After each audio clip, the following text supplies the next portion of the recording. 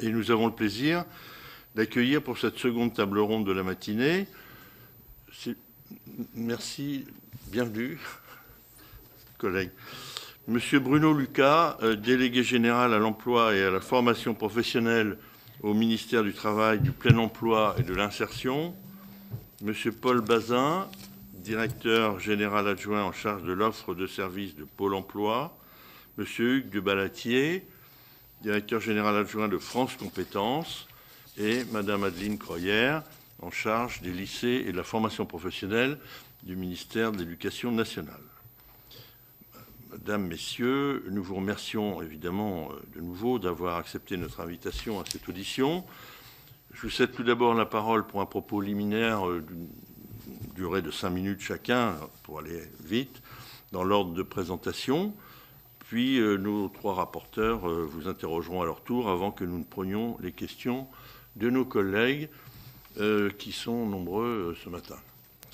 Je vous prie de veiller à utiliser vos micros et en même temps de les éteindre après votre prise de parole, ceci pour faciliter la bonne captation et la retranscription de nos échanges.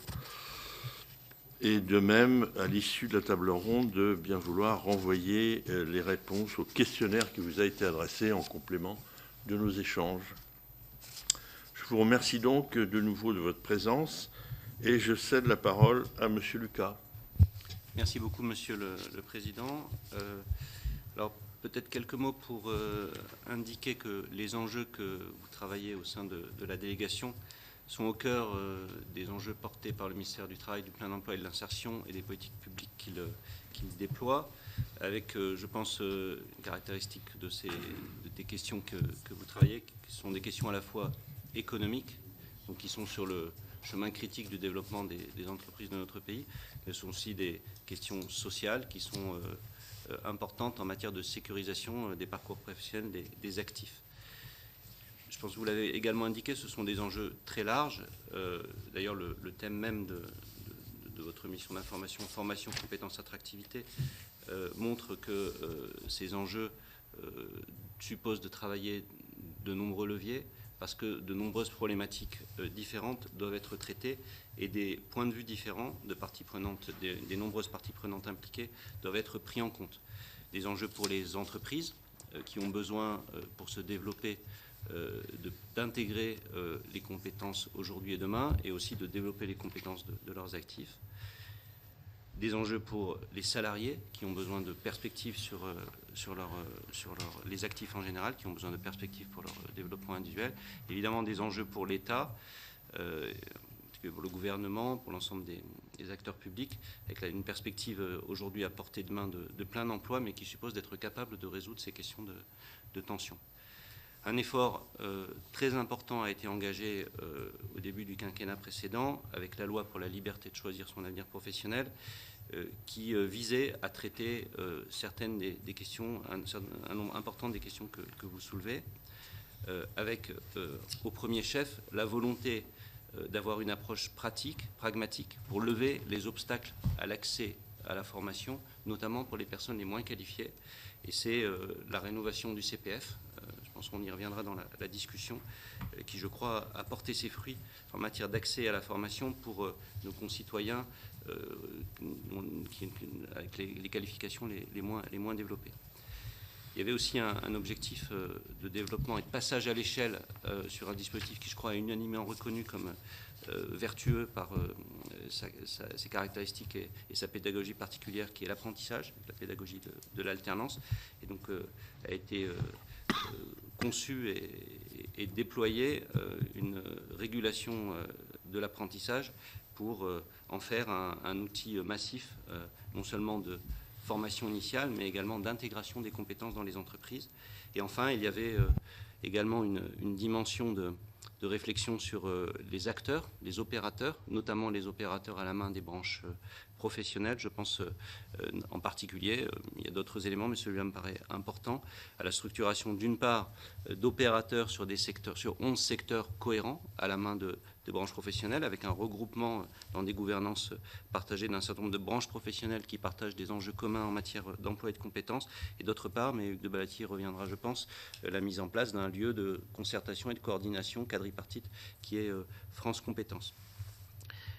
Je veux aussi citer plus récemment l'effort décisif qui a été conduit après la crise sanitaire pour dynamiser le marché du travail et éviter ce qui pouvait inquiéter, je pense, l'ensemble des acteurs à l'époque, c'est-à-dire une génération sacrifiée, avec le plan Un jeune, une solution, avec le soutien renforcé à l'apprentissage, avec des primes exceptionnelles qui ont d'ailleurs été pérennisées, simplifiées et clarifiées pour les 5 ans qui viennent, avec la mobilisation du service public de l'emploi.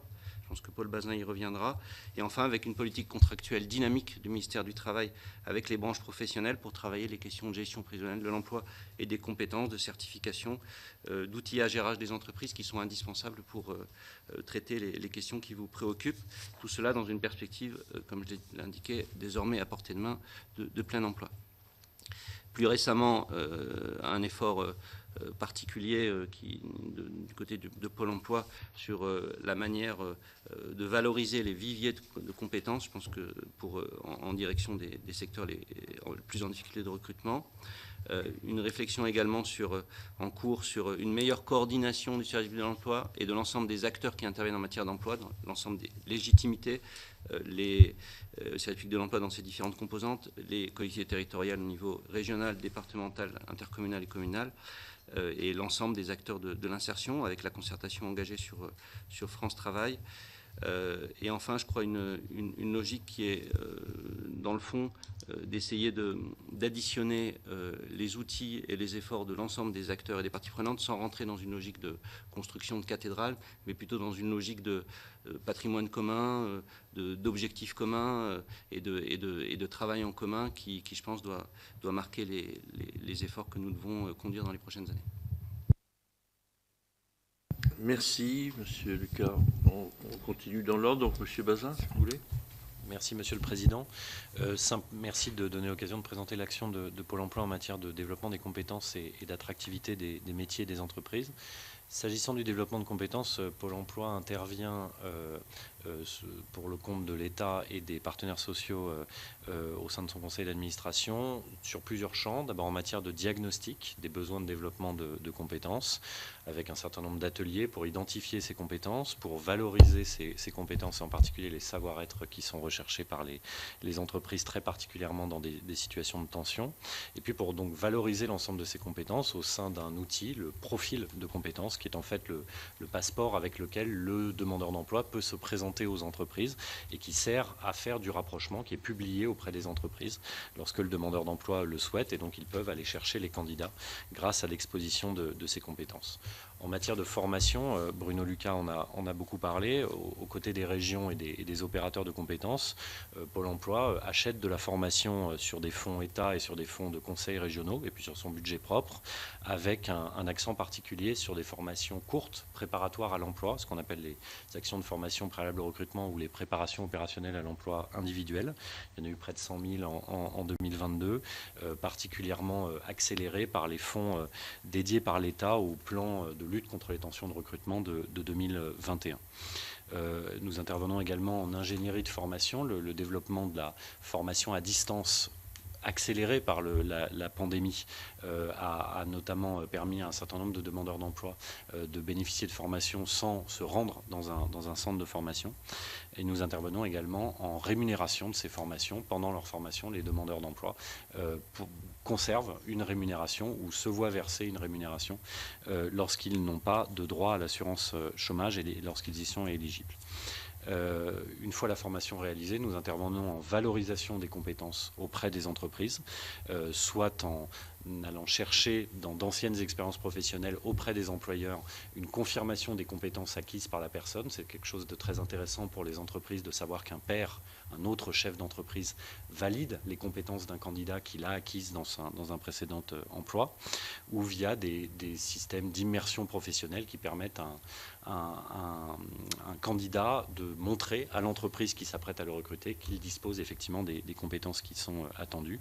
Et naturellement, nous travaillons avec la Caisse Caisse des dépôts et consignations, qui réalise le passeport de compétences sur l'intégration de ces compétences qui ont été pour le coup certifiées, notamment par les services de l'éducation nationale, ce qui permettra d'enrichir le profil des demandeurs d'emploi, qui pourront dire « j'ai effectivement acquis cette compétence, elle a été certifiée par le passeport de compétences ». Nous avons naturellement des champs de progrès sur ce champ du développement de compétences des demandeurs d'emploi. J'en citerai au moins 2. Nous pouvons effectivement, et ça vous l'avez dit dans votre introduction, Monsieur le Président, prescrire davantage de formation, ce qui implique de bien savoir mesurer l'écart entre où en est le candidat à un instant T et les compétences qui sont attendues sur le métier qu'il vise. Et ça, nous développons des outils dans ce sens-là, je pourrais y revenir. Et puis pour lever un certain nombre d'obstacles à la formation, vous avez parlé du public plus âgé, ou encore on le voit dans le cadre du contrat d'engagement jeune que l'État a lancé avec la DGEFP pilote, le fait que la formation est un levier d'intégration des jeunes sur le marché du travail. Nous la mobilisons, mais nous pouvons encore le faire davantage demain. En matière d'attractivité des métiers et des entreprises, Pôle emploi est en train de mettre sur pied, et le sortira dans quelques semaines, un nouveau référentiel des métiers et des compétences, une nouvelle encyclopédie des métiers, qui décrit très finement toutes les compétences attendues sur chacun des 532 métiers répertoriés au sein de cette encyclopédie. Et ces fiches ont été travaillées en proximité avec les branches professionnelles et avec les opérateurs de compétences pour que la manière dont nous présentons les métiers aux demandeurs d'emploi soit le plus fidèle possible par rapport à la réalité du marché du travail, et cela évoluera au gré des évolutions de ces métiers. Nous faisons des suggestions de métiers sur la base des compétences des demandeurs d'emploi, puisqu'ils peuvent transférer des compétences d'un métier à un autre. Nous permettons à des entreprises de valoriser leur métier sur une page entreprise sur pôle emploi.fr, de faire découvrir leur métier à l'occasion d'ateliers qu'on appelle #TousMobilisés. Il y en a un par agence et par semaine dans chacune des 900 agences de Pôle emploi sur le territoire, ou encore via des semaines thématiques dédiées à une industrie dans toutes les agences du territoire, avec des événements dans l'ensemble du territoire. La semaine des métiers du nucléaire démarre la semaine prochaine, par exemple. Voilà, donc au fond, la rencontre entre la notion de compétence et celle d'attractivité se cristallise en ce moment, et Bruno Lucas l'a évoqué, avec le plan vivier de recrutement qui a été lancé en octobre 2022 par le ministre du Travail, du Plein Emploi et de l'Insertion. C'est la deuxième étape de la mobilisation post-crise contre les tensions de recrutement. Le gouvernement a choisi 3 secteurs, 23 métiers, sur lesquels l'ensemble des agences Pôle emploi bâtissent des viviers de candidats disponibles, motivés et qui présentent les compétences de base pour exercer ces métiers. Et ces compétences, ce portrait robot de base du candidat a été bâti avec les fédérations professionnelles de ces 3 secteurs qui sont l'hôtellerie, café, restauration, la santé et l'action sociale et le transport, entreposage. À tous ces candidats, nous leur proposons des offres, nous les mettons en relation avec des entreprises, et pour ceux à qui il manque un petit delta de compétences, nous leur proposons des formations d'adaptation au poste qui, en moins de 400 heures, leur permet d'être pleinement opérationnels pour prendre ces emplois. Les premiers résultats commencent à être intéressants, ça frémit pour le moment en termes de retour à l'emploi évidemment, mais aussi en termes de baisse des délais de recrutement des entreprises et de satisfaction de ces entreprises. Elles sont plus de 90% à être satisfaites de cette opération vivier de recrutement. Et ce qui est intéressant, c'est de constater que de plus en plus d'entre elles confient des offres à Pôle emploi, ce qui montre l'intérêt pour ces viviers de recrutement que nous sommes en train d'élargir aux métiers de l'industrie, en travaillant avec les conseils régionaux qui sont responsables du développement économique et les fédérations industrielles pour choisir les métiers pour lesquels nous allons bâtir ces viviers de recrutement. Voilà, Pôle emploi s'efforce de prendre toute sa part dans à la fois cette approche de recrutement par les compétences et d'enrichissement de l'attractivité des métiers et des entreprises. Merci. Alors, parlons des compétences, on s'adresse à France Compétences. Monsieur le Balatier, à vous. Merci, Monsieur le Président.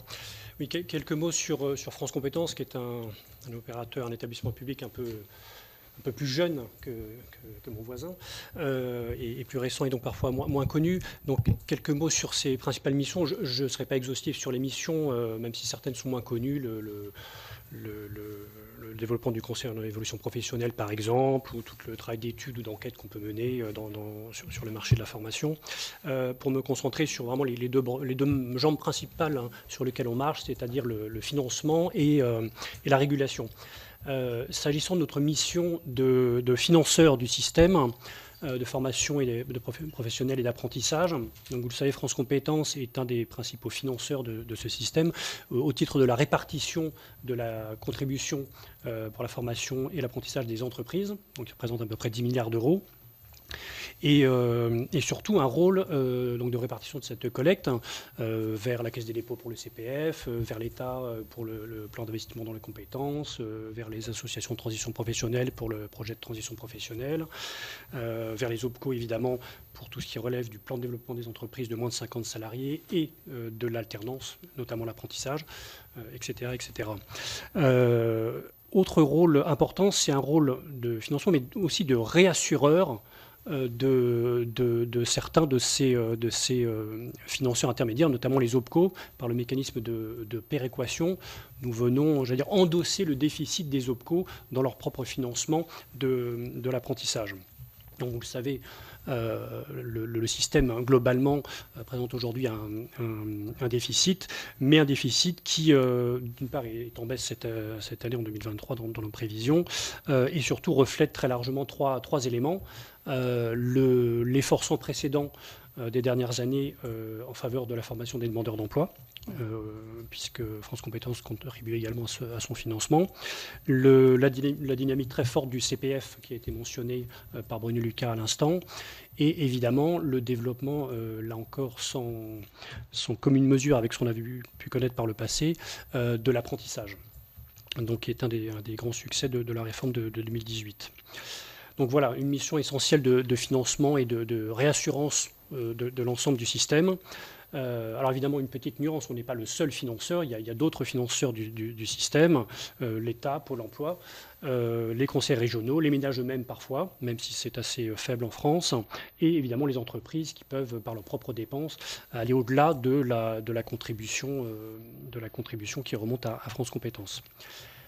Deuxième jambe sur laquelle on marche, cette mission de régulateur du marché de la formation professionnelle et de l'apprentissage. Alors là encore une nuance, on n'a pas tous les leviers à France Compétences, mais on en dispose de certains, et notamment les deux principaux sont les deux suivants. D'une part, la régulation des certifications professionnelles, on pourra y revenir si vous le souhaitez, et d'autre part, la régulation des niveaux de prise en charge des contrats d'apprentissage, puisque la loi 2018 a assez profondément rénové le système de régulation de l'apprentissage. Bruno Lucas l'évoquait à l'instant, mais peut-être pour rappeler la logique de cette réforme, on est passé d'une régulation un peu malthusienne par les volumes, dans le cadre d'enveloppes financières fermées, donc avec des autorisations administratives d'ouverture de place, d'ouverture de CFA, à une régulation qui permet une libération des volumes, et c'est ce qui explique en partie le succès de l'apprentissage ces dernières années. Pas de limite sur les volumes. France Compétences, via les OPCO, suivent, dans tous les cas, en financement, dès lors qu'il y a cet accord entre un jeune, une entreprise et un CFA, qui garantit d'ailleurs une certaine adéquation aux besoins du marché du travail, puisqu'il faut qu'il y ait un recrutement par l'entreprise. Et dans ce cas-là, on suit en financement. Donc ça permet le développement des volumes, mais en face de ça, il fallait évidemment avoir une régulation des niveaux de prise en charge pour maîtriser le coût du dispositif.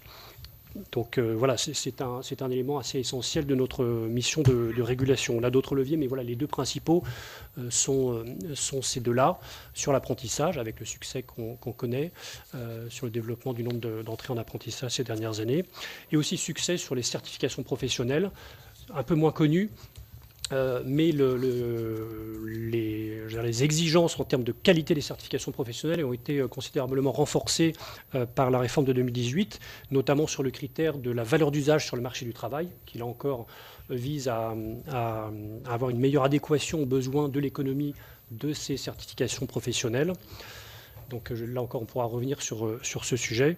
Nous avons à France Compétences et avec sa commission de la certification professionnelle, maîtriser le nombre de certifications, améliorer sa qualité et réduire les délais, même s'ils sont encore trop importants, réduire les délais par rapport à l'ancien système. Donc voilà quelques mots sur nos grandes missions. On en a d'autres peut-être moins directement en prise avec vos préoccupations, mais je voulais mentionner rapidement ces deux principaux éléments. Merci beaucoup pour ce propos liminaire. Madame Croyer, si vous voulez. Merci à vous. Alors, dans le contexte de grandes tensions sur le marché de l'emploi que vous avez cité, mais je rajouterais aussi le constat des plus d'1 million de NEETs, donc jeunes sans emploi, sans compétences, sans formation.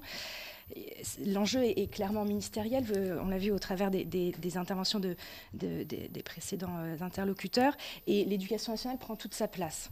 Prend toute sa place parce qu'elle apporte une réponse structurante sur le début de la chaîne finalement, l'amont de la question qui est celle de la formation professionnelle initiale, scolaire et l'apprentissage, avec 650 000 jeunes élèves de la voie professionnelle et 65 000 apprentis. Vous l'aurez noté aussi, le positionnement de ce cabinet délégué, avec une ministre déléguée à la formation professionnelle, avec une double tutelle, travail et éducation nationale, génère plus encore ce lien. Et j'aurai l'occasion, quand je répondrai à vos questions, d'évoquer les travaux en cours qui dynamisent plus encore les deux questions que vous avez posées en préambule, les deux difficultés dont vous ont fait part les secteurs économiques. Le renforcement de la relation école-entreprise et cette question de l'offre de formation sur les territoires et de son adéquation aux besoins des territoires. Donc les travaux menés finalement répondent à 3 enjeux. Mieux insérer ces jeunes qui sont formés, prévenir leur décrochage, mais quand c'est nécessaire aussi, mieux améliorer l'accompagnement à une poursuite d'études, qui peut être nécessaire dans certains secteurs professionnels. Sur la question de l'amélioration de l'insertion professionnelle, peut-être 4 grands axes dans ce préambule.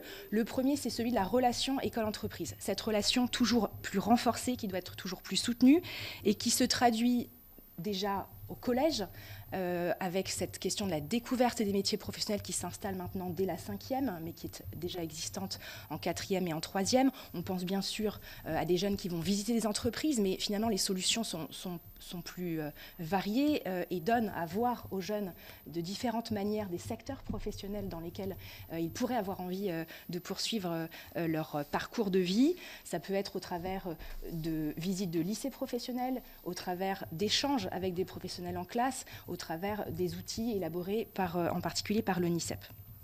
Cette question est essentielle puisque finalement se forge dès la 5e et de plus en plus tôt, et c'est essentiel, ces questions et cette culture de l'entreprise, de la projection dans le monde du travail, et elle est absolument nécessaire tant pour les élèves que d'ailleurs pour leurs enseignants qui sont les premiers prescripteurs. Cette question de la relation avec l'entreprise se poursuit évidemment au lycée professionnel en particulier, qui par construction est proche des secteurs économiques avec lesquels ils travaillent, notamment parce que les jeunes vont en stage dans ces secteurs professionnels. Mais j'aurai l'occasion de le développer. Cette relation école-entreprise, elle se forge aussi au travers de semaines de temps fort dans l'année, mais les autres interlocuteurs en ont parlé, mais également, et c'est majeur, peut-être pas encore assez mis en valeur, au travers des dynamiques de territoire qui sont posées par les lycées des métiers et les campus des métiers des qualifications. J'y reviendrai peut-être. C'est un vrai outil à disposition des territoires, des régions, pour créer ce lien entre les secteurs économiques et l'entreprise. Le deuxième grand axe, c'est celui de la rénovation des diplômes professionnels. L'éducation nationale en porte aujourd'hui 650, au plus près des attentes évidemment des territoires. C'est quelque chose qui se fait déjà. L'idée, c'est d'aujourd'hui d'accélérer à la fois le rythme de rénovation de ces diplômes pour mieux encore suivre, voire anticiper les évolutions et les attentes en compétences du secteur professionnel, mais également mieux cibler les secteurs professionnels dans lesquels sont faites ces rénovations pour mieux répondre aux enjeux. On citait les métiers du nucléaire tout à l'heure. J'ai également des grands groupes dans le secteur de l'électricité qui viennent nous évoquer des besoins de plus de dizaines de milliers par an de nouveaux salariés et donc des formations nécessaires avec un déploiement sur tout le territoire. Mais une question aussi liée aux intitulés des diplômes pour qu'ils soient à la fois plus lisibles pour les futurs employeurs, mais aussi pour les jeunes et leurs familles, et de fait plus attractifs.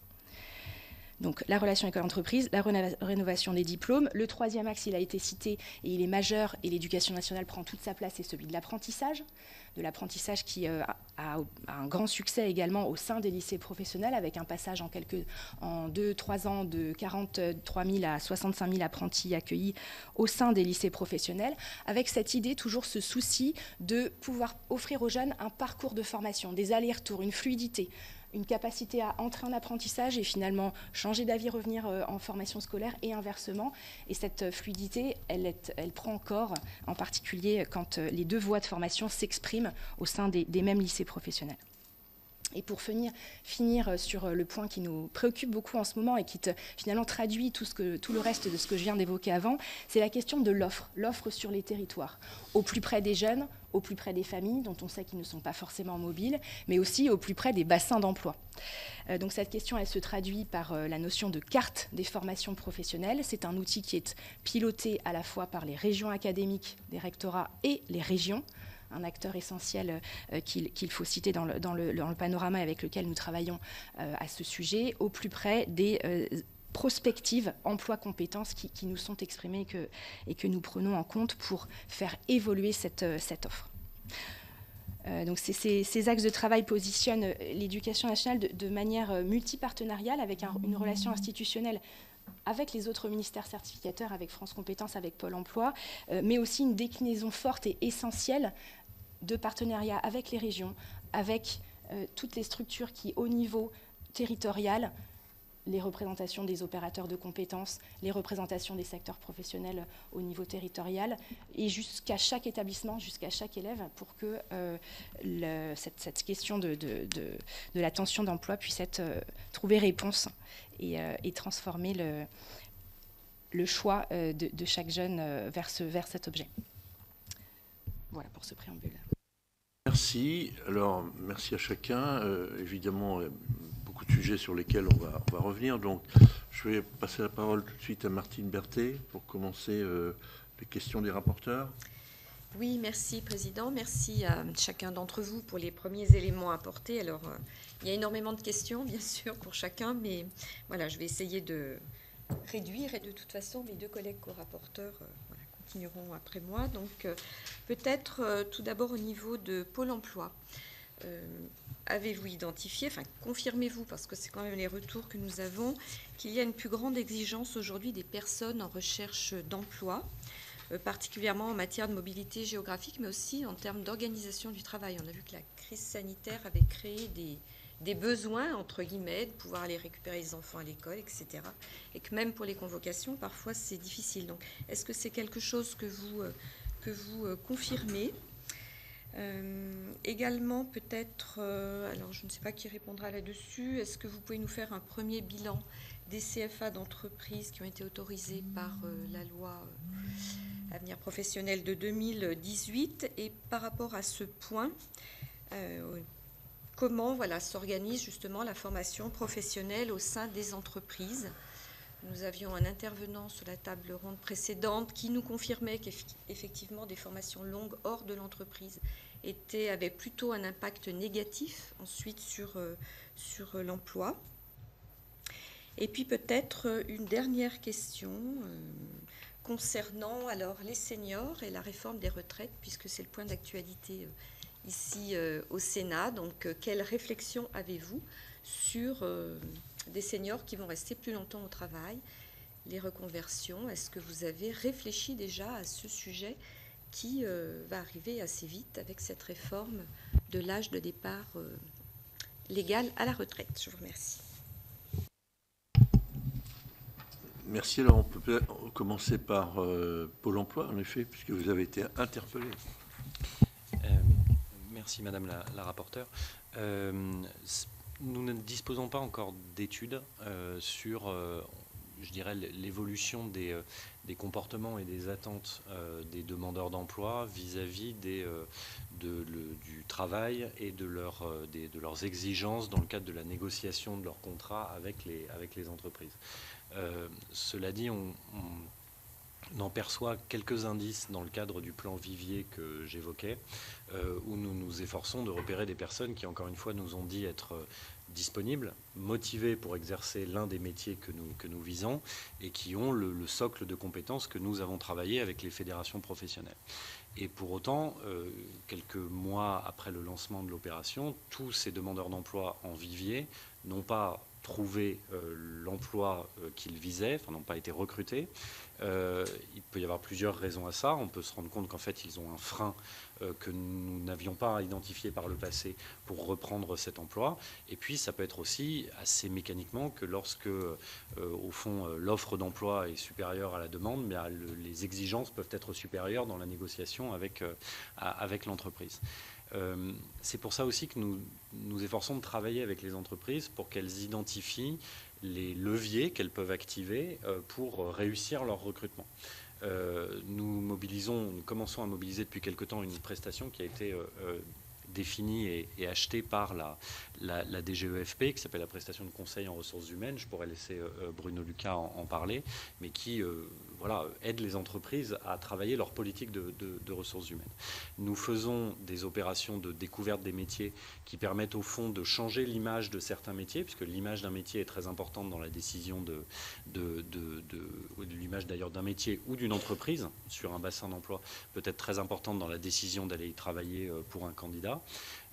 Et puis, lorsqu'une entreprise nous confie une offre et la dépose sur pôle emploi.fr, nous disposerons dans quelques jours maintenant d'un système qui permet à l'entreprise de voir comment son offre se positionne par rapport aux offres sur le même métier dans le même bassin d'emploi. Donc elle pourra voir si les entreprises concurrentes, en quelque sorte, proposent plutôt un CDI, plutôt un CDD, demandent tel type d'expérience, quel type de salaire, quel niveau de salaire elles proposent également. Et donc ça, nous sommes en capacité de le faire grâce à nos travaux d'analyse Big Data, et ce qui permet en fait à un employeur de se rendre compte que peut-être que l'offre qu'il propose est en décalage par rapport à la réalité du marché du travail et qu'il aura du mal à trouver des candidats à positionner sur cette offre. Je ne sais pas si je réponds également à la question sur les seniors ou pas. Oui, d'accord. Très rapidement, évidemment, la réforme des retraites s'accompagne de la part de l'État d'une réflexion sur l'emploi des seniors. Côté Pôle emploi, nous estimons que définir une modalité d'accompagnement spécifique pour les seniors n'est pas la bonne réponse à apporter. D'abord, il y a un côté stigmatisant à la chose. Et au fond, alors que les jeunes peuvent partager des caractéristiques communes au moment de leur première intégration sur le marché du travail, une personne qui a 50 ans, qui a 55 ans, elle est passée par un parcours de vie professionnelle et personnelle qui fait qu'elle a une situation qui est profondément différente de l'autre personne de 50 à 55 ans. Donc, prétendre dégager des caractéristiques communes est, à notre sens, une mauvaise piste. Et à l'inverse, nous avons dans notre offre de service des prestations qui sont particulièrement utiles pour des personnes en fonction de leur situation, qui atteignent cet âge-là et sont demandeuses d'emploi. Typiquement pour une personne qui a exercé pendant 20 ans, 25 ans dans la même entreprise et qui a acquis un certain niveau de responsabilité dans cette entreprise et qui se retrouve au chômage à cet âge-là, il va y avoir un travail d'accompagnement psychologique qui va devoir être mis en place. Nous avons un psychologue du travail au moins dans chacune de nos 915 agences qui peut aider à faire ce travail-là. Et au fond, il faut qu'on arrive à lui faire toucher du doigt le fait qu'il a acquis des compétences pendant toute cette carrière professionnelle, quel que soit le type de carrière qu'il a eu, et que ces compétences peuvent être valorisées dans d'autres secteurs d'activité. Et nous avons des prestations qui permettent de réfléchir sur ces compétences transférables, également pour les seniors. Et puis, ce qui peut être très important passé un certain âge, c'est l'importance de la problématique de santé sur l'accès à l'emploi. Et dans le cadre du plan Tension de 2021, et grâce à un financement d'ailleurs européen, nous avons mis en œuvre une prestation dédiée qui s'appelle Parcours Emploi Santé et qui permet en fait à un demandeur d'emploi, et c'est ciblé sur des demandeurs d'emploi de longue durée et particulièrement sur des seniors, de faire le point sur ces problématiques de santé, de comprendre en quoi qu'elles peuvent gêner un projet professionnel ou pas, de se rendre compte qu'en réalité ça ne le gêne pas, et de bénéficier d'un double accompagnement par des professionnels de santé physique comme psychologique, et d'un accompagnement vers l'emploi pour pour choisir son projet professionnel, le réaliser et obtenir un emploi durable. Donc nous avons des leviers sur lesquels nous pouvons nous appuyer, et plus encore demain, à la suite de la réforme des retraites. Oui, merci Monsieur le Président. Peut-être sur les CFA d'entreprise, donc indiquer qu'en effet la logique de la régulation nouvelle dont on a parlé de Balatier, de l'apprentissage qui a été mise en place en 2018, était finalement d'ouvrir très largement la capacité de l'offre de formation générale à déployer dans un cadre de qualité normalisé une offre d'apprentissage, et était effectivement prévu d'avoir un compartiment pour les entreprises, une capacité dans le fond à déployer au regard de leurs propres enjeux et leurs propres besoins métiers et des parcours et des référentiels de compétences associés des CFA d'entreprise. Donc c'était cette logique de libération de l'offre qui s'est traduite de manière non négligeable mais pas majoritaire par la création de centres CFA d'entreprise. Aujourd'hui, nous avons 3000 CFA et nous avons 111 CFA d'entreprise et qui ont plutôt été créés, ce qui est assez logique, majoritairement par des grands groupes. Voilà. Donc je pense que c'est une contribution intéressante, que ça contribue pour des entreprises qui sont comment dire, de taille significative et qui peuvent avoir proposer des parcours assez larges à leur propre gestion prévisionnelle de l'emploi et des compétences, mais ça n'est pas majoritaire dans l'offre de CFA. S'agissant de l'emploi des seniors et dans le prolongement de ce qu'a indiqué Paul Bazin s'agissant des demandeurs d'emploi, les enjeux sont les mêmes du côté des actifs et salariés, c'est-à-dire avoir une capacité à partir des compétences des personnes et surtout avoir une capacité tout au long de leur vie professionnelle à les aider à se réorienter ou à opérer les transitions nécessaires vers les entreprises ou les métiers qui recrutent. Ça suppose plusieurs choses. Ça suppose d'avoir déjà des outils de transition professionnelle au niveau des entreprises. Il y en a un certain nombre qui ont été mis en place. En 2018, la PROA, promotion reconversion par l'alternance. Plus récemment, et avec une forte implication de l'ensemble des partenaires sociaux, le dispositif transition collective, et puis l'ensemble des dispositifs de formation des salariés, notamment soutenus par l'État ces dernières années avec le FNE Formation. Donc ça, c'est le premier aspect. Et le deuxième aspect, c'est de leur apporter une prestation de conseil dans cette réflexion très singulière, très individuelle qu'est une transition professionnelle. Et c'est l'offre de conseil en évolution professionnelle, donc qui est opérée notamment par Pôle emploi pour les demandeurs d'emploi, mais qui est opérée par un certain nombre d'opérateurs, donc financés, régulés par France Compétences, donc avec un passage à l'échelle progressif et qui permet sur l'ensemble des territoires d'offrir une prestation qui permet de faire le point sur son projet, éventuellement de construire le plan d'action Et ça, c'est, je pense, important pour les seniors, c'est qu'ils puissent disposer de ce conseil ou mobiliser, par exemple, une prestation de bilan de compétences au titre de leur CPF. Et enfin, et sans être trop long, signaler aussi que sur ce sujet de l'emploi des seniors, la dimension dans l'entreprise ou dans la branche, le dialogue sur ces questions est évidemment central.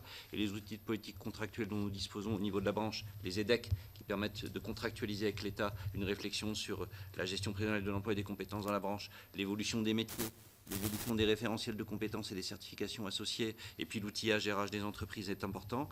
Et au niveau de l'entreprise, nous avons en effet un ensemble de prestations d'appui à la réflexion RH des entreprises, des petites en particulier, des petites et moyennes, sur la manière dont elles organisent l'accueil des demandeurs d'emploi ou sur la manière dont elles gèrent finalement les parcours des seniors. C'est la prestation conseil en ressources humaines qui est opérée notamment en partenariat avec les OPCO, mais qui, et depuis quelques mois, va être promu par Pôle emploi en direction des entreprises qui sont démarchées par Pôle emploi. Quelqu'un d'autre souhaite réagir au questionnement de Mme Berthet? On passe à... Oui, allez-y. Bruno Lucas vient de mentionner le conseil en évolution professionnelle, qui est en effet un dispositif qui est très important pour le sujet des seniors, qui peut être actionné aussi pour ce sujet-là, pour d'autres parcours, la prolongation de parcours professionnels des seniors qui peuvent avoir besoin de reconversion ou plus largement de réflexion sur l'emploi dans lequel ils sont, sur les sujets de conditions de travail, y compris, pas seulement de changement d'emploi. Donc c'est un élément qui est très important. Ça passe parfois par des reconversions professionnelles avec des dispositifs qui peuvent être financés par ceux qu'a mentionné Bruno Lucas. J'en mentionne un autre qui est un dispositif parmi d'autres et qui est financé par France Compétences, qui est le projet de transition professionnelle, qui est aussi intéressant pour ce type de formation parfois, qui nécessite parfois des financements complémentaires pour des formations assez longues. Merci. On va écouter les questions de Mme Blatrix-Contat, si tu veux. Merci, Monsieur le Président, et merci à vous tous et toutes pour ces exposés qui nous éclairent beaucoup. Sur la question de l'apprentissage, vous avez évidemment indiqué le succès de l'apprentissage avec peut-être un revers de la médaille, les coûts qui ont explosé, qui ont conduit aux régulations que vous avez évoquées. Je crois qu'il faut bien le dire, cet apprentissage a en grande partie bénéficié à l'enseignement supérieur et a constitué un véritable filon pour l'enseignement supérieur privé. Donc, est-ce que il y a une évaluation des formations de ces écoles qui souvent ont des coûts de formation assez élevés, au-delà de 10 euros, de 10 000 euros par an. Tout n'est pas pris en charge maintenant avec les nouvelles règles, mais c'est complété par l'entreprise qui accueille. Est-ce que vous avez une évaluation des formations de ces écoles? Est-ce qu'elles répondent réellement à des besoins? Voilà, c'était ma première question. Une deuxième question concernant l'éducation nationale, plutôt les lycées professionnels. Donc beaucoup de personnes estiment que les dernières réformes ne vont pas forcément dans le bon sens.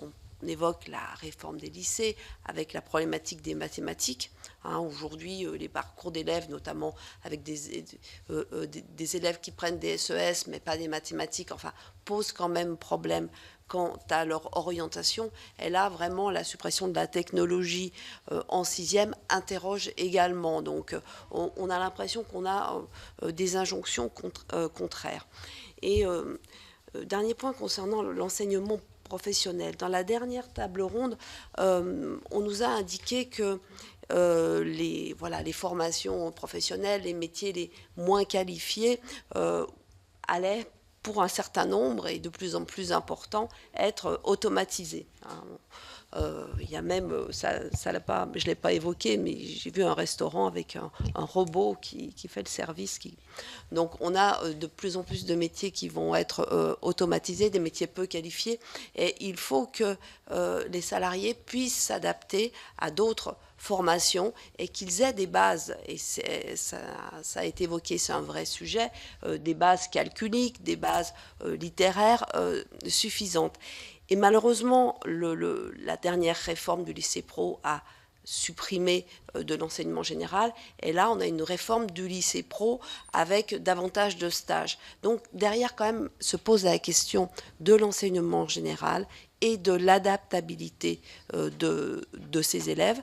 Et d'autre part, les lycées pro commencent à avoir un certain succès et on peut s'en réjouir. Mais est-ce que vous allez ouvrir de manière assez importante de nouvelles,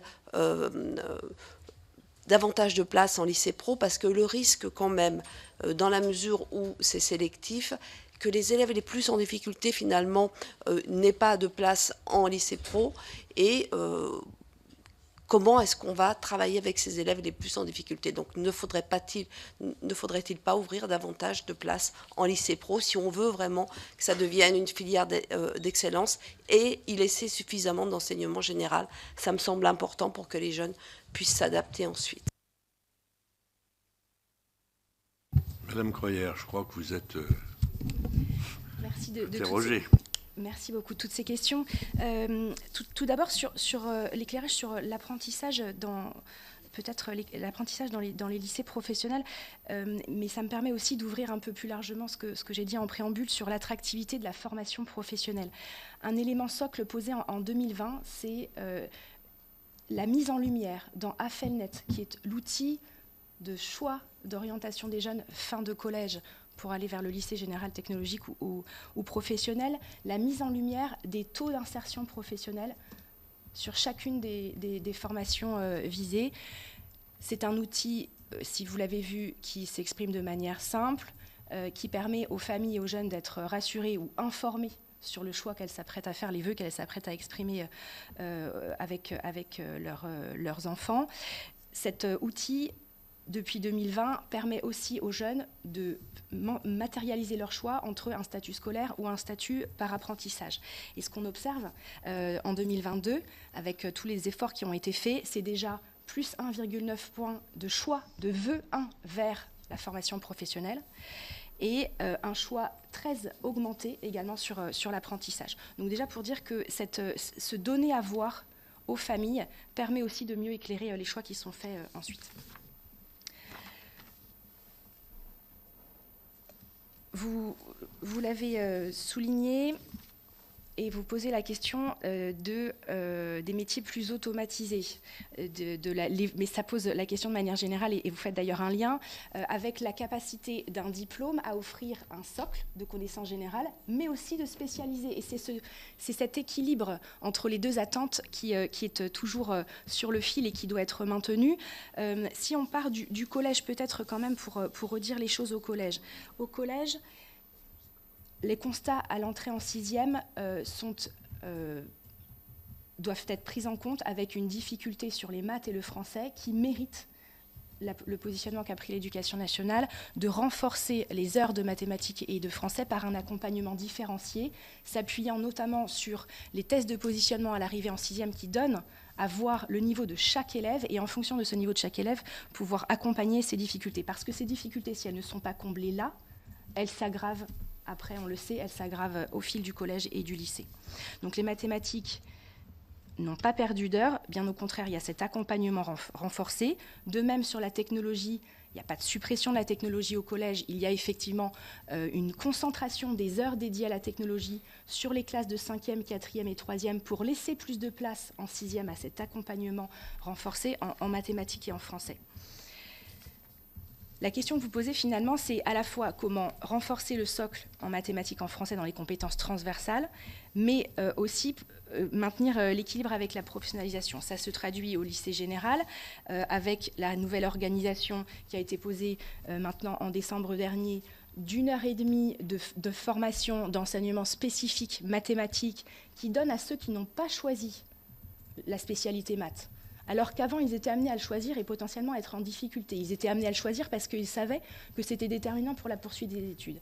Maintenant, avec le choix des enseignements de spécialité, on leur donne la possibilité de composer de manière la plus appropriée en fonction de leur niveau et de leur choix d'orientation leur panel d'enseignement de spécialité choisi, mais on offre à chaque élève qui n'aurait pas retenu cet enseignement de spécialité 7h30 pour tous, qui offre un socle commun et qui ouvre de manière moins scolaire, j'oserais dire, qui ouvre vers ce qu'est l'utilisation des mathématiques dans la vie quotidienne, avec une notion un peu de codage, qu'est-ce que c'est que des statistiques, comment exploiter les informations chiffrées qu'on peut voir dans la presse et dans son quotidien. Donc cette idée d'un socle général.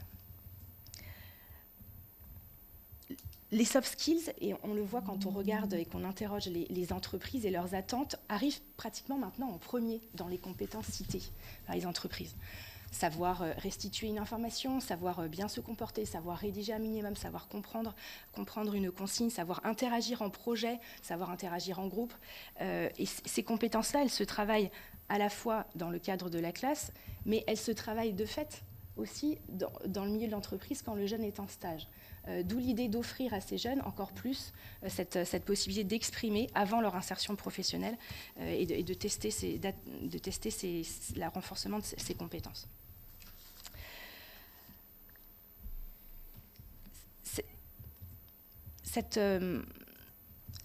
Cet équilibre entre renforcement du socle et spécialisation, il s'est traduit aussi dans le cadre de la transformation de la voie pro par la mise en œuvre des familles de métiers en seconde professionnelle. Et c'est d'ailleurs un des points qui a fait que les jeunes en post 3e vont plus vers la voie professionnelle. Parce que ces secondes familles de métiers sont plus ouvertes. Elles sont ouvertes à comme le terme le dit, à une famille de métiers, un certain nombre de métiers, ce qui permet un moindre enfermement dès la seconde et de préciser le choix un peu plus tard.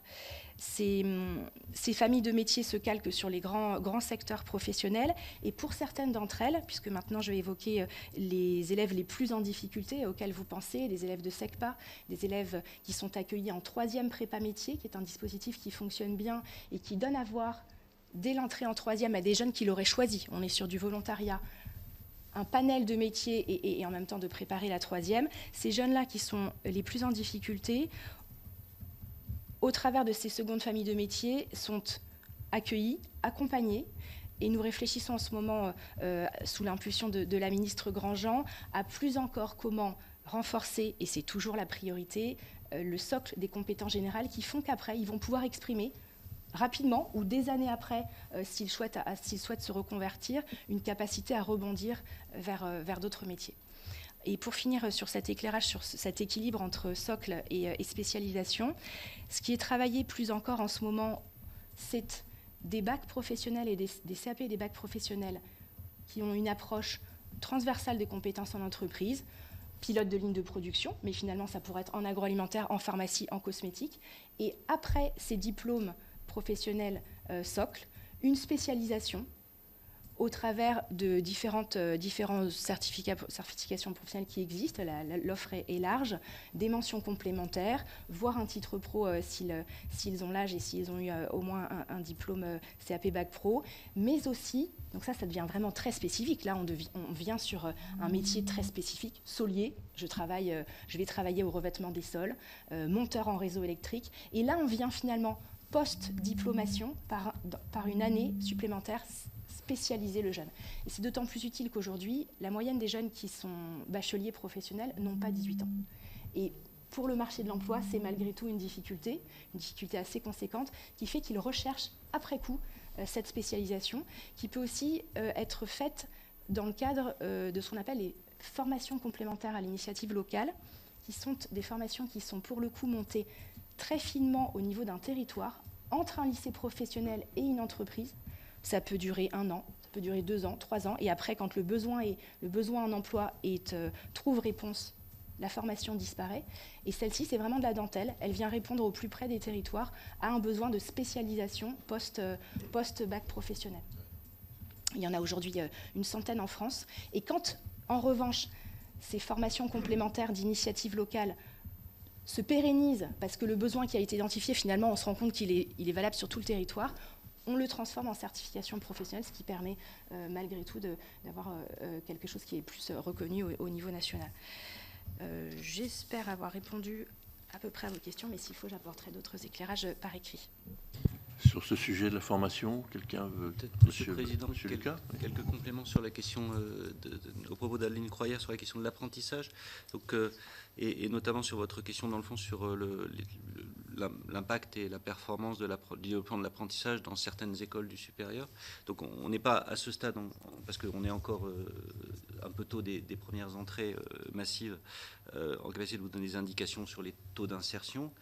Dans le cadre du déploiement progressif d'Insert Jeune, puisque aujourd'hui Insert Jeune, c'est donc une identification école par école, CFA par CFA de sa performance en termes d'insertion, donc mise en, comme l'a indiqué Adeline Croyer, mise en transparence publique, et en cible, ce sera l'ensemble des certifications qui seront concernées. Donc là, vous aurez des indications précises pour chacune de ces écoles. Simplement, ce que je peux quand même indiquer, c'est qu'il y a cet aspect-là, il y a aussi d'autres dimensions qui sont à prendre en compte et qui seront évaluées, qui sont notamment la question de l'égalité des chances, du profil des jeunes qui passent par ces parcours d'apprentissage par rapport au profil des jeunes qui passaient classiquement par ces écoles, par la voie des études générales. Et les hypothèses qu'on peut faire, c'est qu'il y a quand même une dimension pour un certain nombre de jeunes à travers le contrat d'apprentissage, sa pédagogie de l'alternance particulière, à travers le fait qu'il a une rémunération qui fait que peut-être on offre des possibilités qu'on élargit et que par ailleurs on offre aussi peut-être des possibilités de parcours, apprentissage d'abord au premier niveau et puis ensuite vers le supérieur. Donc ce sont tous ces éléments qui seront à prendre en compte pour évaluer ce développement de l'apprentissage dans le supérieur. Mais on a au moins une certitude, c'est que le développement de l'apprentissage dans le supérieur, ça a un effet d'image très considérable sur l'ensemble de l'apprentissage, et y compris, j'ai échangé récemment avec le DRH d'une grande entreprise industrielle qui me disait que dans son entreprise, le fait d'avoir développé l'apprentissage à ces niveaux-là, ça a fait bouger le management sur l'élargissement des viviers dont il avait besoin parce que précisément il avait des difficultés et des tensions importantes. Et donc aujourd'hui, prendre un apprenti dans cette entreprise au niveau ingénieur ou commercial de Bac plus 5 et plus, c'est une image positive pour aller chercher des populations que le management n'allait pas chercher autrefois. Mais il faudra le mesurer. Merci. Oui, pour compléter les éléments que Bruno Lucas vient d'apporter, d'abord sur le développement de l'apprentissage, notamment par son développement dans l'enseignement supérieur. Donc, en soi, c'est positif, c'est ce que Bruno Lucas vient de rappeler sur l'effet d'image, les enjeux de promotion sociale et puis la pédagogie de l'alternance. Ces 3 points, il les a évoqués.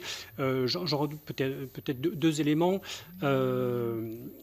D'une part, avant la réforme, l'essentiel de la croissance, même s'il était beaucoup plus faible, l'essentiel de la croissance de l'apprentissage était déjà tiré par l'enseignement supérieur. la quasi-intégralité de la petite croissance d'apprentissage qu'on avait. Donc voilà, le fait que le supérieur tire la croissance de l'apprentissage n'est pas une nouveauté, mais surtout, et c'est surtout le deuxième point que je voulais ajouter, le développement important de l'apprentissage depuis la réforme, ça n'est pas que l'enseignement supérieur, majoritairement, mais tous les niveaux de qualification profitent de cet essor du nombre d'apprentis. Donc ça, c'est un élément qui est essentiel, alors qu'auparavant, on était sur une quasi-stabilité, voire parfois des baisses sur certains plus bas niveaux de qualification. Ça, c'est sur l'enseignement supérieur et son développement. Vous posiez la question plus précisément de l'enseignement supérieur privé. Alors, évidemment, dans le supérieur, les universités profitent aussi beaucoup de cet essor, mais vous posiez la question plus précisément de l'enseignement supérieur privé, avec un questionnement sur les besoins. Alors d'abord, ces écoles mettent en œuvre des formations, enfin dispensent des formations qui aboutissent à des certifications qui doivent être reconnues au répertoire national des certifications professionnelles. Donc l'adaptation aux besoins de l'économie, elle est d'abord vérifiée en amont des taux d'insertion qu'évoquait Bruno Lucas sur la formation elle-même. Elle est déjà vérifiée en amont par France Compétences au niveau des certifications, donc des diplômes ou des titres eux-mêmes. Donc c'est une première garantie de réponse aux besoins de l'économie. Vous évoquez la question du coût de ces formations. Donc, nous, de toute façon, pour un contrat d'apprentissage, nous finançons des niveaux de prise en charge. Pas l'intégralité du coût de la formation, mais un niveau de prise en charge qui va être le même que cette formation soit dispensée dans un CFA, dans une université ou dans un établissement d'enseignement supérieur privé. Donc après, si l'entreprise est prête à payer davantage, j'imagine qu'elle va avoir une exigence en termes de qualité pour payer un reste à charge. Sauf si peut-être cette école a des pratiques commerciales abusives, et donc vous posez également la question du contrôle de ces établissements. Donc peut-être 3 éléments là-dessus. Sur les pratiques commerciales, on est sur un marché. Le marché de la formation professionnelle, c'est un marché concurrentiel, donc évidemment, il est tout à fait dans le champ de compétences de la DGCCRF. Je ne vais pas parler pour eux, mais ils ont mené beaucoup de contrôles ces 2 dernières années sur les pratiques commerciales de ce type d'établissement. Je sais aussi que le ministère de l'Enseignement supérieur a lancé, et c'est des travaux qui sont en cours, lancés par la DGSIP et la ministre Madame Bretaillot, pour regarder aussi des éléments dans ce type dans l'enseignement supérieur lucratif, privé. Et puis ensuite, nous, à notre niveau, à France Compétences, nous regardons les coûts, nous analysons les coûts de l'ensemble des CFA, dont ces établissements, puisque chaque CFA, notre régulation par les niveaux de prise en charge, elle se fonde notamment sur la remontée de l'ensemble des comptabilités analytiques des CFA qui nous sont remontées chaque année, donc par chacun des CFA. Et ça nous permet de faire des analyses assez fouillées sur les coûts de l'apprentissage, les coûts unitaires de l'apprentissage, mais aussi CFA par CFA, on a ces données. Et donc on peut regarder un certain nombre d'éléments qui nous permettent ensuite de mieux déterminer les bons niveaux de prise en charge. Donc on a des éléments assez fouillés.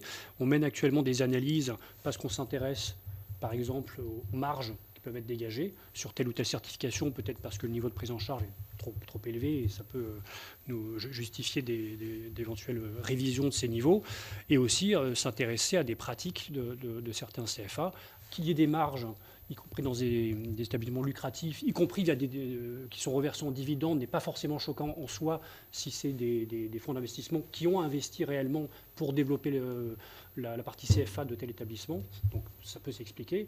Après, si on constate à l'inverse que certaines marges sont dégagées parce que les coûts sont plus faibles que la moyenne, parce qu'ils font uniquement du 100% distanciel, par exemple, ça peut interroger. Mais voilà, c'est des éléments, on dispose d'éléments d'analyse qui permettront au fil des années de creuser davantage et peut-être aussi d'étayer notre propre méthodologie de détermination des niveaux de prise en charge. Donc on est très attentif sur tous ces enjeux-là.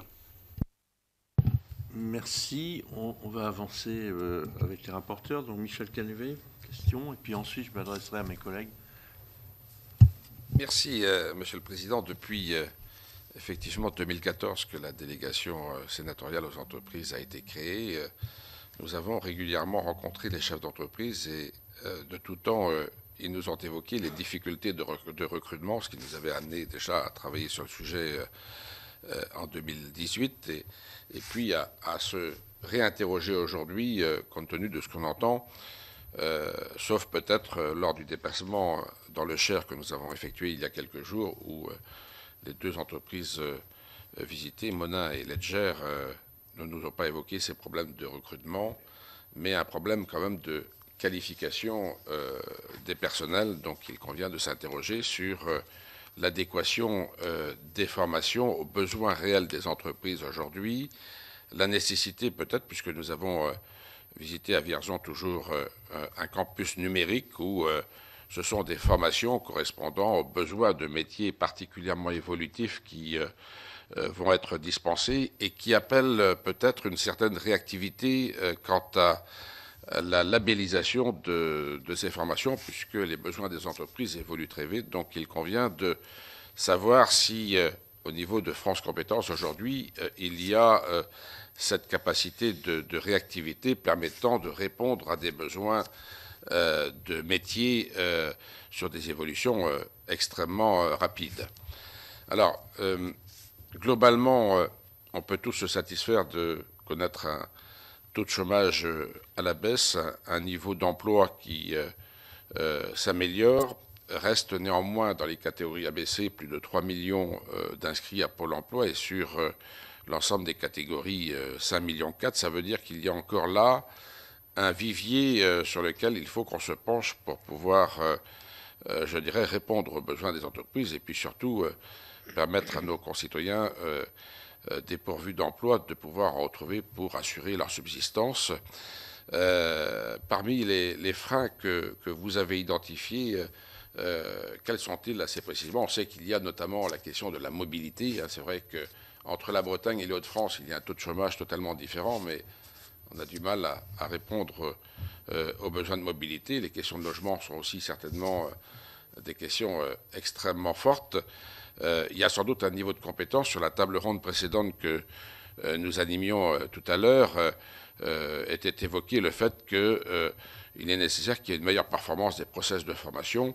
On le retrouve d'ailleurs pour ce qui concerne les niveaux de formation initiale dans les classements internationaux de la France. Quand on se compare pour ce qui concerne la formation initiale, nous restons encore en deçà, et les études de l'OCDE dont nous avions connaissance tout à l'heure aussi évoquer la difficulté pour beaucoup de nos concitoyens à pouvoir effectivement se former. La formation des adultes est cruciale, mais de nombreux adultes ne se forment pas. Effectivement, quand nous nous comparons aux autres pays, nous avons beaucoup de retard là-dessus. Que peut-on faire pour accélérer ce retard? Parce qu'à côté du succès de l'apprentissage que nous avons appelé de nos voeux et dont nous nous satisfaisons, il y a la nécessité de mieux accompagner sans doute les personnes en reconversion. Alors le Conseil en évolution professionnelle accroît aussi le nombre de personnes impliquées, mais est-ce suffisant? Comment peut-on faire pour aller un peu plus loin? Et puis je reviens aussi sur la question qui a été évoquée tout à l'heure par Florence Blatrix-Contrat sur la question de l'emploi des seniors, qui est une question effectivement importante, qui vient à l'ordre du jour du Sénat aujourd'hui à travers le projet de loi retraite, mais qui, on l'espère, sera également traité sur le projet de loi que le ministre a annoncé avant la fin de l'été pour ce qui concerne le plein emploi. Quelles dispositions voyez-vous justement pour permettre aux seniors, dont on voit que le niveau d'activité en France est là aussi, en comparaison des classements internationaux, nettement inférieur à ce que l'on peut observer dans les pays autour de nous, comment peut-on faire en sorte d'améliorer les choses? Faut-il un contrat dédié aux seniors peut-être pour que financièrement cela ne pèse pas pour les entreprises? Merci pour ces questions. Alors, qui veut commencer? Monsieur Bazin, peut-être ou pas? Comme vous voulez. Allez. Alors, allez-y, Monsieur Balatier. Si vous voulez prendre dans l'ordre.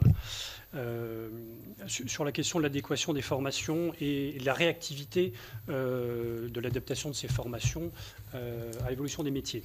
Alors, déjà, la question des difficultés de recrutement ne se résument évidemment pas aux enjeux de compétences. Il y en a beaucoup d'autres. Je crois que ça a été mentionné lors d'une précédente table ronde. Vous aviez évoqué les multiples facteurs de ces difficultés de recrutement. Néanmoins, parmi celles les plus souvent citées par les employeurs, il y a en effet les sujets d'adéquation des compétences des candidats qui le reçoivent. Donc le sujet est très vaste, mais le sujet, pour prendre plutôt le périmètre de compétences de mon établissement, traiter le sujet de la réactivité de l'adaptation des certifications professionnelles. Donc c'est encore en amont de l'évolution de l'offre de formation. Là, c'est plutôt sur un marché concurrentiel, la loi de l'offre et de la demande, donc ça va s'adapter, mais il faut que les certifications, c'est-à-dire les titres et les diplômes, déjà existent et soient adaptés au contenu éventuellement nouveau de certains métiers. Donc avec des cas qui sont un peu différents, l'évolution des métiers et les métiers qui peuvent être totalement ou très largement nouveaux. Donc la question qui est souvent posée, c'est celle des délais d'adaptation de ces certifications professionnelles.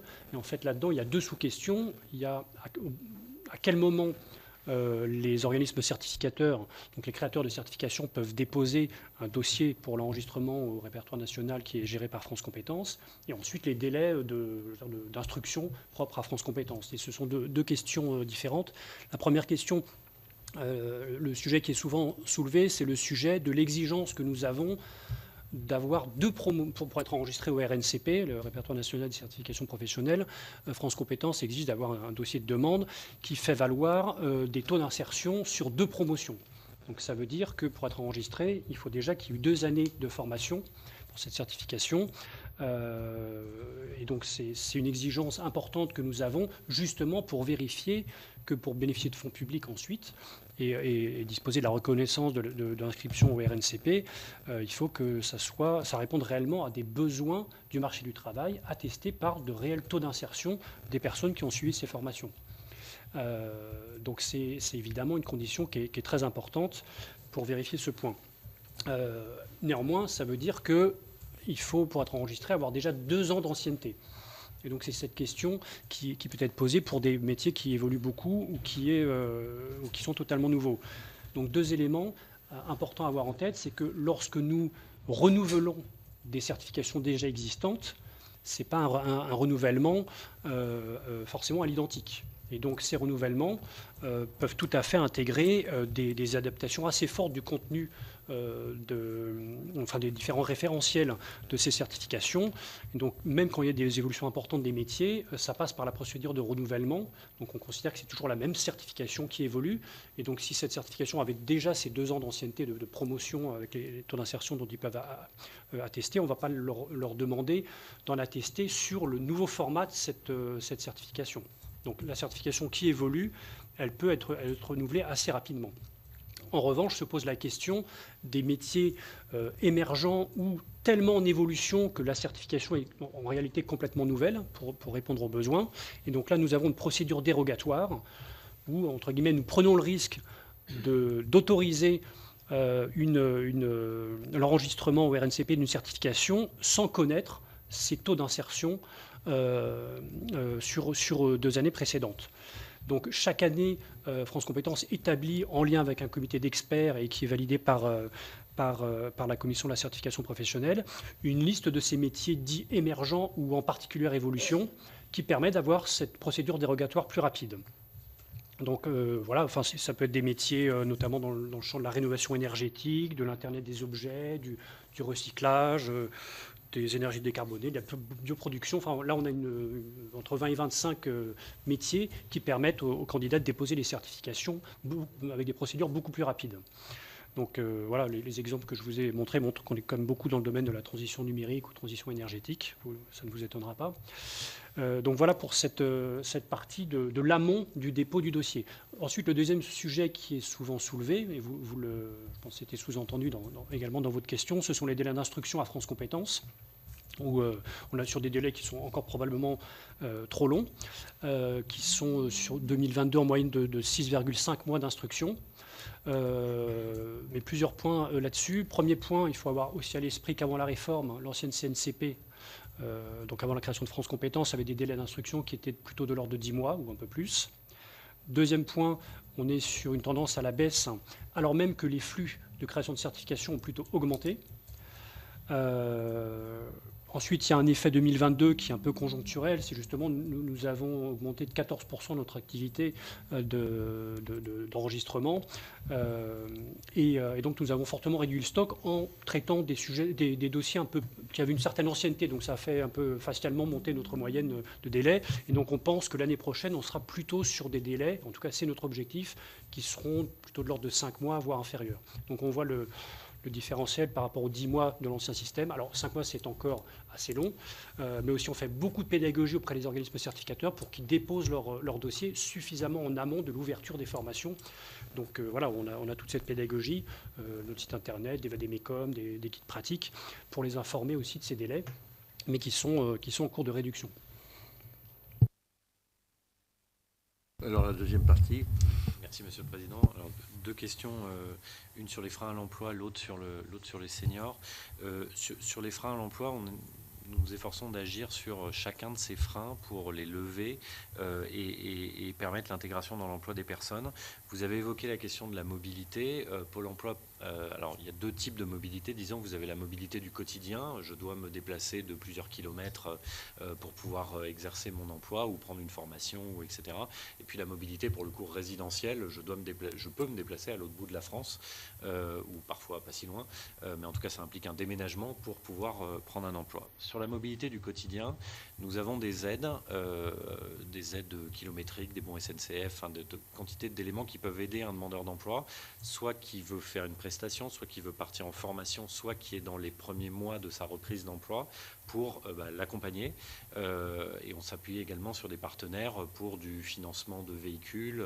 On finance évidemment le permis de conduire à travers différents canaux, et le compte personnel de formation est l'un des premiers leviers de financement du permis de conduire. Bref, quantité d'aide à la mobilité du quotidien, plus une nouvelle prestation financée depuis 1 an, qui a bénéficié à 16 000 demandeurs d'emploi et qui permet au fond de faire un diagnostic de ces problèmes de mobilité par un prestataire, et qui permet notamment à des personnes pour lesquelles la mobilité est plus qu'un frein, est une peur panique, et ils sont beaucoup plus nombreux qu'on le croit, de se rendre compte qu'il est plus facile d'utiliser, quand on est dans une grosse agglomération, les transports en commun que l'on croit. Il suffit juste d'apprendre à lire un plan de transport en commun, et donc on fait ça pour une partie de nos publics, les aider à interroger toutes leurs problématiques de mobilité et traiter ces freins. Et après, vous avez la mobilité, pour le coup, géographique, résidentielle, se déménager pour prendre un emploi. Là-dessus, l'honnêteté oblige à reconnaître que nous n'avons pas trouvé la martingale. Nous avons testé pendant 1 an une prestation qui permettait au fond de proposer des offres d'emploi très éloignées du domicile, avec des partenaires, et notamment Action Logement, de proposer une combinaison, en quelque sorte, logement, emploi. Ça a été très peu saisi par les demandeurs d'emploi. Très peu de demandeurs d'emploi sont saisis. On avait fait des études il y a quelques années, ça remonte, c'était avant la crise, qui montraient qu'au fond, il y a un tel attachement à une terre, une telle implantation dans un territoire, puisque c'est là qu'est la famille, c'est là qu'est le cercle d'amis également, c'est là que sont les repères, etc., que penser déménagement pour prendre un emploi, pour des demandeurs d'emploi, notamment éloignés de l'emploi et donc qui se rattachent à cet enracinement, c'est quelque chose de très difficile à faire. Donc, nous n'avons pas trouvé la solution là-dessus. Ce que nous faisons en revanche, c'est d'essayer de promouvoir les territoires qui recrutent à travers un outil qui s'appelle Mobiville, que nous avons développé avec Action Logement, qui est un site sur lequel vous pouvez retrouver l'intégralité des bassins d'emploi du territoire, parfois même une grande partie des communes du territoire, avec les emplois qu'elles proposent et au fond les caractéristiques de ces territoires, donc en termes d'emploi, en termes de loisirs, en termes de garde d'enfants, etc. Et nous travaillons avec toutes les collectivités qui le souhaitent pour pouvoir au fond valoriser l'image de ce territoire et en faire des territoires attractifs avec au fond l'accroche de l'emploi qui est disponible sur ce territoire. Vous avez également des freins de santé, je les ai évoqués avec la prestation tout à l'heure. Vous avez des freins de type électronisme, donc manque de compétences numériques. Et nous donnons désormais la possibilité à tous les demandeurs d'emploi de passer un test qui s'appelle PIX, qui a été développé par une start-up d'État et qui, au fond, permet de faire le point sur ses compétences numériques. Et nous avons une dimension PIX emploi qui permet, au fond, de se rendre compte comment est-ce que je suis à l'aise avec l'utilisation du numérique pour ma recherche d'emploi. Et sur la base de ce test, selon les résultats, nous pouvons proposer des ateliers, des prestations qui permettent de développer ces compétences numériques pour reprendre un emploi. L'un des sujets du moment, c'est celui de l'électronisme. Nous sommes en train de tester la création d'une autre start-up d'État qui s'appelle EVA, qui est un test qui permet de repérer les signes de l'illettrisme, mais de manière très peu stigmatisante pour la personne, et plutôt pour lui démontrer à la fin qu'il n'y a rien de catastrophique à avoir des problèmes de lecture et des problèmes d'écriture, mais que le fait de régler ces freins-là va être vraiment un booster dans la recherche d'emploi. Donc ça, c'est un test que nous avons fait depuis 1 an et nous comptons désormais l'étendre dans tous les diagnostics que nous faisons des demandeurs d'emploi dès lors que nous repérons le signe de l'illettrisme. Et puis vous avez parlé de la formation. Parmi les progrès que je crois nous pouvons faire collectivement, et notre espoir, c'est que la création de France Travail permette cela, c'est d'abord de mettre à disposition de tous les demandeurs d'emploi une cartographie de l'ensemble des formations. Toutes les formations, quel que soit leur financeur, quel que soit leur mode de financement, leur mode de délivrance, etc., avec une idée très claire de ce à quoi elles aboutissent, ce qu'on développe comme compétences, le type de retour à l'emploi que l'on peut espérer avec ces formations. Et aujourd'hui, nous avons des outils côté Pôle emploi, il en existe chez d'autres partenaires. Au fond, nous pourrions réfléchir à agglomérer toute cette cartographie pour donner toute l'information dont les demandeurs d'emploi ont besoin. Travailler sur différentes pédagogies aussi, dans le cadre du plan d'investissement dans les compétences financé par l'État et porté par les conseils régionaux et par Pôle emploi. Des pédagogies particulières ont commencé à être testées pour rendre la formation plus attractive, notamment pour des publics qui, ont quitté les bancs de l'école depuis un certain moment, et donc en particulier le public senior. Et on commence à émerger des pédagogies intéressantes de ce point de vue-là. C'est encore embryonnaire à ce stade. Et puis très rapidement, parce que je suis trop long, pardon, s'agissant des seniors, je pense qu'on peut agir sur 4 leviers. Le premier, c'est j'en parlais déjà tout à l'heure, donc je vais aller très vite, de diagnostiquer le risque d'enfermement dans le chômage de longue durée quand on est senior. Le plan tension décidé par le gouvernement en 2021 a conduit Pôle emploi à mettre en place des parcours de remobilisation des chômeurs, des demandeurs d'emploi de très longue durée, et au fond de refaire un diagnostic des raisons pour lesquelles ils sont ou ils risquent de s'enfermer dans un chômage de longue durée, pour leur proposer un parcours intensif d'accompagnement en sortie. Déjà 450 000 demandeurs d'emploi de très longue durée ont bénéficié de ce parcours, avec des résultats très positifs sur le retour à l'emploi. Ensuite, il s'agit de les préparer. On parlait de la formation à l'instant. On peut parler aussi des immersions professionnelles. On en fait environ 200 000 à Pôle emploi de demandeurs d'emploi. Les missions locales en font également beaucoup s'agissant des jeunes. Et c'est un outil très puissant puisqu'à l'issue d'une immersion professionnelle, en particulier pour des seniors, on a 70% de retour à l'emploi ensuite. Donc ça veut dire que lorsqu'on met une entreprise en capacité d'observer un demandeur d'emploi, y compris senior, en situation de travail, eh bien, ça produit des résultats intéressants. C'est aussi pour ça que nous développons depuis quelques mois les actions de formation en situation de travail. Donc on va plus se former uniquement dans un organisme de formation, on peut aussi se former directement dans l'entreprise avec un financement public pour cela. Et puis, 4e élément, assez important je pense, c'est au fond de lever les stéréotypes des entreprises sur le recrutement de salariés seniors. Nous sommes en train de développer un kit qui nous permet, dans nos dialogues avec les employeurs qui font appel à Pôle emploi pour recruter, de déconstruire les stéréotypes des recruteurs sur les salariés seniors et en miroir de lutter contre l'autocensure des demandeurs d'emploi seniors, puisque quand vous avez été victime d'une, je ne sais pas si on peut parler de discrimination, mais en tout cas de stéréotypes en face du côté d'un recruteur, bah vous avez plus tendance à vous censurer dans vos opportunités d'emploi. Et donc voilà, on essaye de travailler sur cette dimension très psychologique du recrutement des seniors. Merci. Un petit complément, oui. Oui, Monsieur le Président, si vous permettez rapidement, sur cette question cruciale de la mobilité et de l'accès à la formation, qui finalement est exposée et mise en lumière dans le cadre des demandeurs d'emploi, mais qui finalement s'exprime dès le collège et le lycée, avec des études de sociologues qui posent des constats très objectifs sur la diminution du choix de poursuite d'études, ne serait-ce qu'au lycée, quand il n'y a pas à proximité d'offres suffisamment proches pour pouvoir mailler le territoire et donner l'opportunité aux jeunes et à sa famille d'avoir l'envie d'y aller.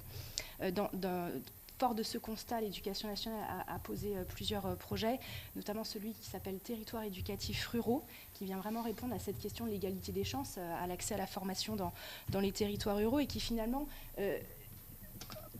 comme action, pose un réseau de coopération avec les collectivités pour mieux mailler le réseau des transports, mais aussi répond à la question des internats, puisque ça peut être une autre solution avec la création des internats d'excellence. On en a aujourd'hui 307. C'est une véritable réponse quand les familles adhèrent au projet à cette question de l'éloignement géographique. Et puis, Paul Bazin en parlait, il y a cette question aussi sociologique de comment éviter les autocensures, accompagner l'égalité des chances, accompagner les choix à l'orientation pour ces collégiens qui peuvent effectivement s'autocensurer dans leur choix de formation. Ça, l'exemple d'action la plus marquante et qui porte vraiment ses fruits, c'est celle de la cordée de réussite dont vous avez peut-être entendu parler. La cordée de la réussite, l'idée, c'est des jeunes collégiens qui finalement sont encordés avec des jeunes lycéens et des jeunes de l'enseignement supérieur dans une forme de mentorat de pair à pair et qui, du coup, ouvrent leurs portes, ouvrent leurs perspectives par ces échanges avec des jeunes qui ont tracé la voie. Donc ça, on aimerait pouvoir le reproduire de manière plus large également.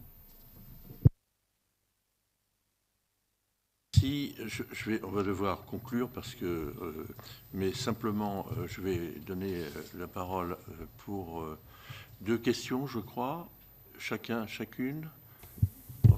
Oui, merci Président. Marie-Christine. Merci Mesdames et Messieurs pour vos présentations et vos réponses déjà. Sauf erreur de ma part, il y a un enseignement qui n'a pas été évoqué, c'est l'enseignement dans les lycées et grandes écoles qui certes ne dépendent pas du ministère de l'Éducation, mais qui dépendent du ministère de l'Agriculture. Et où là, il y a des formations de premier niveau jusqu'à l'enseignement supérieur.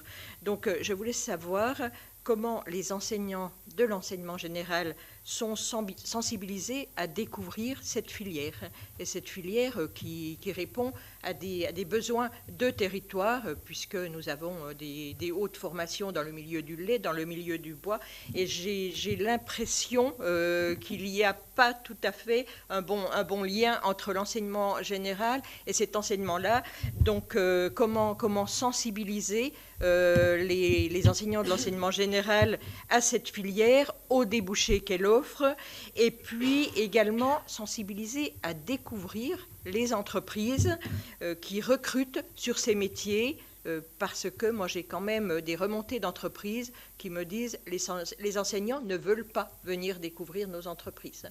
Donc je crois que là, il y a vraiment à améliorer ceci, parce que les débouchés sur le terrain sont là, et comme je vous l'ai dit, à tout niveau, hein, de la personne qui doit manipuler à l'ingénieur.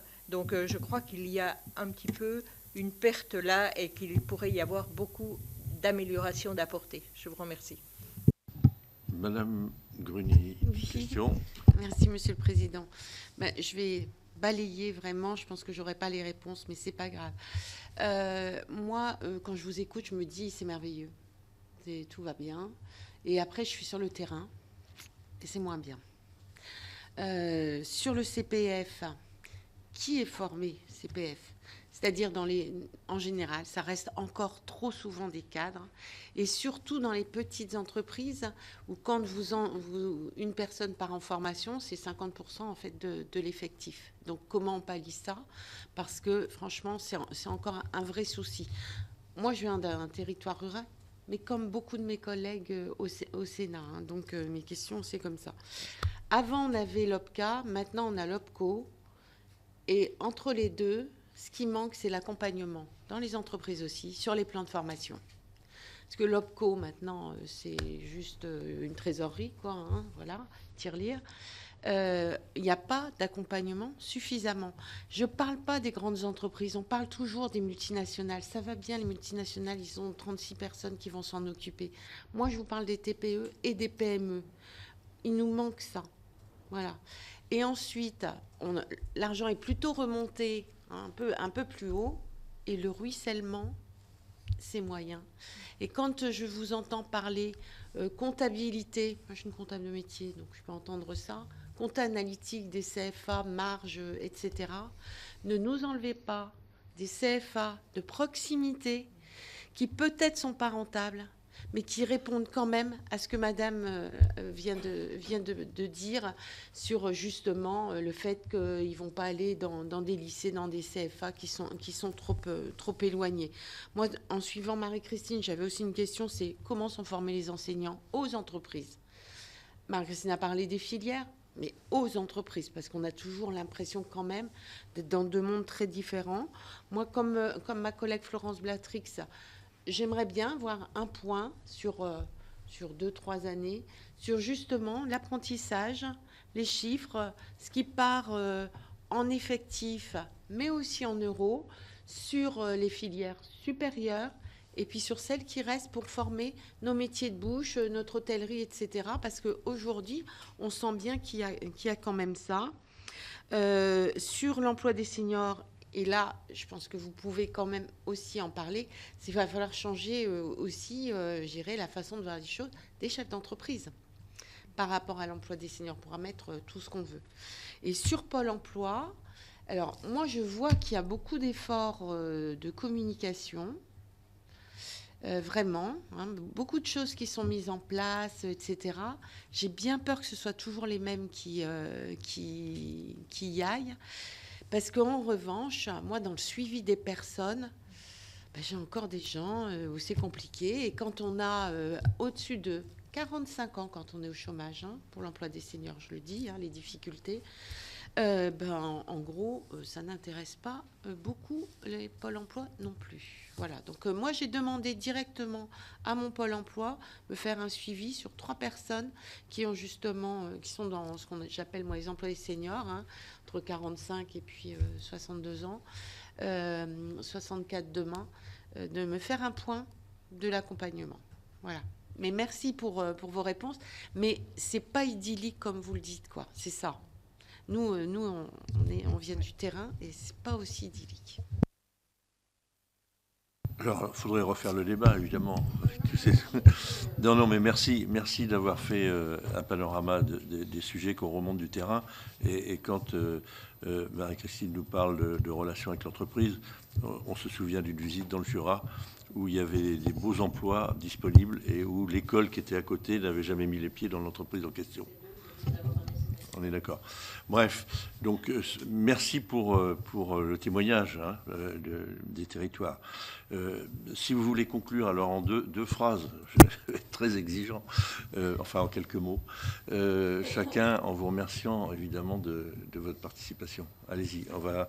Monsieur Lucas, peut-être, on commence par madame, allez-y, parce que vous souhaitez pas du tout de réponse sur enseignement agricole et formation des enseignants ? Allez-y. Et on termine non, mais en 2 mots, parce que j'ai été sous-directrice au ministère de l'Agriculture il y a encore 1 an. Donc voilà. Du coup, j'en profite puisque c'est un dispositif de formation que je trouve très complémentaire celui de l'Éducation nationale et qui apporte réponse. Alors aujourd'hui, il accueille 200 000 élèves, c'est peu, mais effectivement, ces questions de souveraineté alimentaire et de métiers, et je reviens à cette question de la mobilité géographique, de métiers au plus près des territoires. Des industries agroalimentaires, il y en aura toujours partout. Des paysagistes et des élagueurs, il y en aura toujours partout. Donc peut-être dire en quelques mots, il y a un partenariat national cadre avec l'Éducation nationale qui se décline dans toutes les académies avec les régions, puisque ce sont les premières qui sont maintenant à la manœuvre sur le rôle d'information. Ce que veut ce partenariat national qui est décliné maintenant bien, et on a vu les évolutions depuis 2 ans, c'est que tout établissement, tout collège qui fait une porte ouverte, une information aux jeunes, qui fait une réunion de bassin, associe systématiquement l'enseignement agricole, ça c'est la première chose, que les profs principaux des collèges puissent effectivement connaître à la fois les formations et les métiers de l'enseignement agricole, ça va monter en puissance avec cette question de la découverte des métiers qui est en train de prendre tout son essor. Et puis, ce qui a été le plus important, le plus marquant peut-être, et on a vu vraiment une augmentation qui s'est traduite à ce moment-là, c'est quand en 2020-2021 a été mis en ligne sur AFELNet toute l'offre de formation de l'enseignement agricole public et privé sous contrat, pour permettre aux jeunes et aux familles d'avoir une bonne visibilité de toute cette offre qu'ils effectivement, souvent, méconnaissaient complètement. Donc voilà pour cette première réponse. Peut-être 2 petits points sur les PME.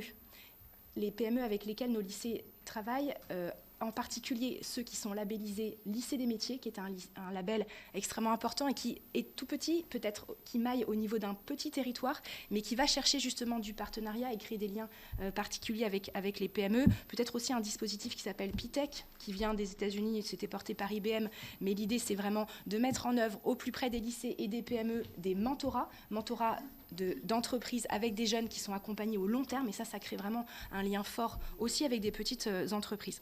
Sur la formation des enseignants, et je suis contente de finir par ça, pardon, du coup j'ai pris le micro en premier, mais je ne sais pas si je referai peut-être un petit tour de piste après, mais la formation des enseignants c'est essentiel, on en revient toujours à ça pour la formation professionnelle.